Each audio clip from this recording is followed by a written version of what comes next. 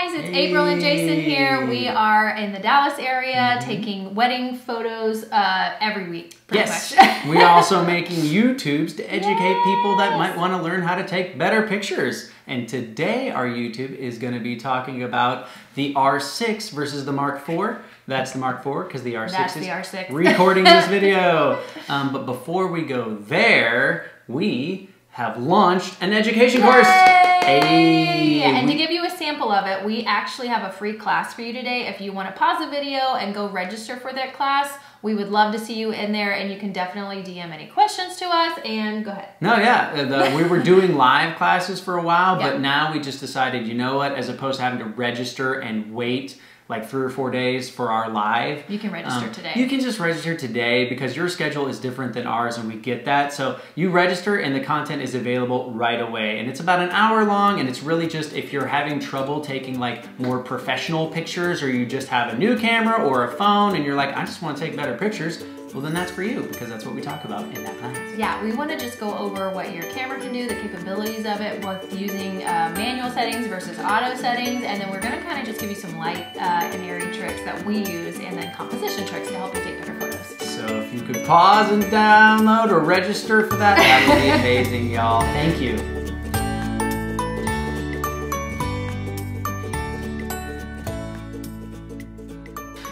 All right, y'all, so today we're going to talk about the R6 versus the Mark IV. Both of these are Canon products. So if you don't have a Canon, you really could be thinking like, hey, a Nikon D850 versus a Nikon, I think it's the D70? No, the Z7. So these are mirrorless cameras. Sony's is like an A7, and then the R6 obviously. So mirrorless versus non-mirrorless. So, but today we decided to talk about that because we get a lot of photographer friends and we see a lot of posts about people asking like, hey, I have the Mark IV, or hey, I have a D850. Is it smart to switch over to mirrorless? And for the longest time, we were on the fence, and we kept saying like, no, it just doesn't make sense. It's hype. Like we take great pictures. We don't need it. And then the other thing was like, all the lenses are ridiculously expensive. I don't want to buy all new lenses. Yes. Also, I heard that it shoots a little bit colder than, and it does, by the way, than the Mark IV. But we did decide to invest in it, and we decided we wanted to talk to you about the benefits of having it, because it is definitely worth purchasing. Mirrorless versus a regular DSLR camera that has a mirror in your camera sensor. So anyways, the first things that we're going to talk about, I think April's going to lead us off. Yeah, so number one thing that it stood out the most to me was the color profiles. And now everybody was kind of worried about it because they're very cold and kind of different. Whenever I was shooting before I knew about the color profiles in Lightroom, I found that they were really, really muddy, but I did love like the crispness of all the photos. But once I did take it into Lightroom and I took it to the color profiles, and if you want to watch, I'll attach one of our previous YouTubes about how to find the color profiles in Lightroom. Once I did start editing the photos in Lightroom later, those profiles popped like never before, and they made the photos just look so much better. So the colors are definitely a game changer as opposed to the Mark IV. And you might be thinking like, color profiles, aren't those like filters and things like that on my phone? They're not. It's just one way to very easily warm up a picture in Lightroom, cool it down, make it more specific to your style. Yeah. And our style, definitely, when we got the Mark IV, we loved it, and our edits were turning out amazing. April does an amazing job with those. Oh, thanks. But when the R6 came around, that was one thing we were very aware of, was that it shoots a little bit bluer, a little bit colder than the Mark IV. And she found those color profiles in Lightroom, and it's been awesome. Yeah, especially if you go to the camera matching one, because then it matches to your actual settings in your camera. So that's number one. The second reason why we switched is that we could still use our control adapter ring, and I was going to show it to you. I was like thinking about it, but it's actually... Control adapter ring, by the way. Control adapter ring. Once I found out about that I didn't have to upgrade all my lenses, that was a game changer, because we have so many lenses and we're like, oh my gosh, we have to sell all our equipment, like that's not gonna work. But we found out about the adapter that you can still put it on, and it actually made our lenses look like totally new lenses. They look so much better. It is pretty insane, and I'll say that too. Like, we thought we were gonna have to buy all new lenses, and I don't know why people do. And I'm sure if I Googled it and really looked at the difference maybe that it makes to buy new lenses, but No, we didn't had really to. notice a difference. Only that the camera made those lenses look that much better. So Correct. Thank God for whoever created this adapter. We love you. Yes, that is very true. And we still need to upgrade this Mark IV. Jason shoots with this one on wedding days, and I shoot with R6. So we're still kind of trying out and learning more about the R6, but this is kind of what we've found so far to be really helpful. Okay, so number three, the number three reason why we absolutely love the R6, and we are definitely going to switch over Jason's camera and all our cameras, is because the in-screen white balance. I am a big white balance person. I'm constantly changing white balances throughout the wedding day. And if you don't know what white balance is. Right, it's the colors of your camera, inside your camera. So right now we have our white balance set to a very warm one if you're looking at this.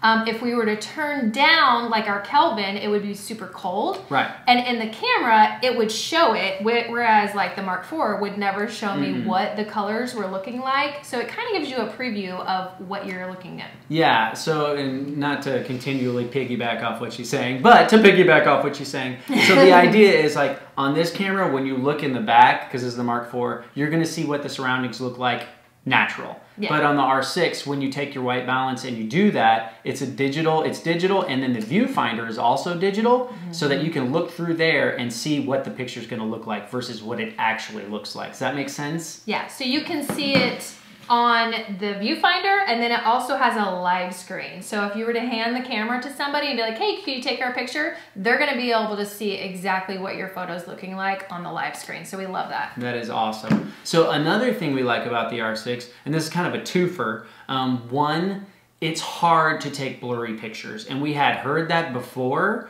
but I didn't realize it's hard to take blurry pictures at like a 1.2, 1.4.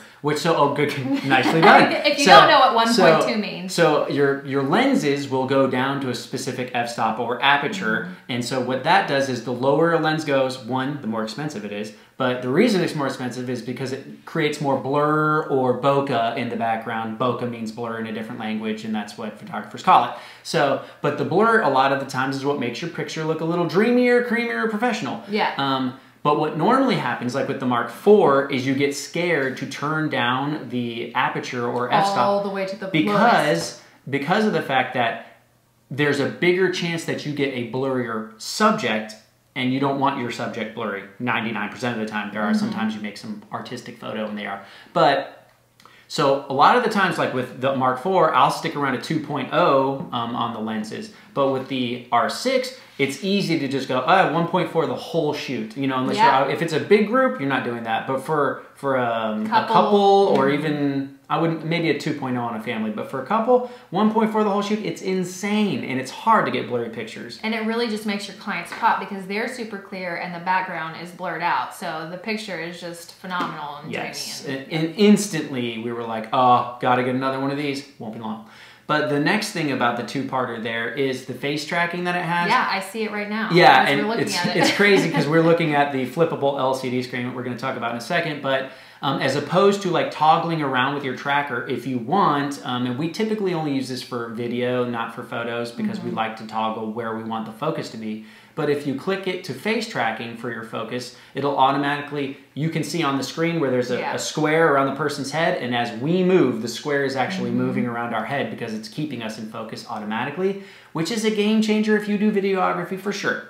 But also if you do like those running shots, or if your couple is dancing at the wedding, you can put it on facial tracker and you can just click away and it's easy mode. Easy mode. Yeah. So then the next thing that we like, and the final thing, is just the flip touch screen. That is super helpful for videos, one, because we can look at ourselves, and we're so prima donnas, so we like to see ourselves. No, but it's good to know, like, are we in focus? Are we in the picture? So right now I'm looking at the screen to the right a lot because that's where our faces are, and so it's nice to have a preview of what you're looking like. Exactly. And then transversely, if you're taking pictures of yourself and you have it on a interval timer. Yeah, there's well, and they all have interval timers, which is a plus. Yeah. But you can flip it around and see yourself there and how the picture's going to look. And like April said earlier, the white balance will be correct and things like that because of the electronic screen and the electronic viewfinder which you won't be looking Well, yeah, for. and I used to have my cell phone. There was an app that I could do that with, but it's so nice that I don't have to like hold my phone while we're also trying to like take our self-portraits with our family. We can just look at the screen and know where we're at. She can put her hands on my face now. And not have the phone like, are we in focus? Do we look good? Or let's focus it.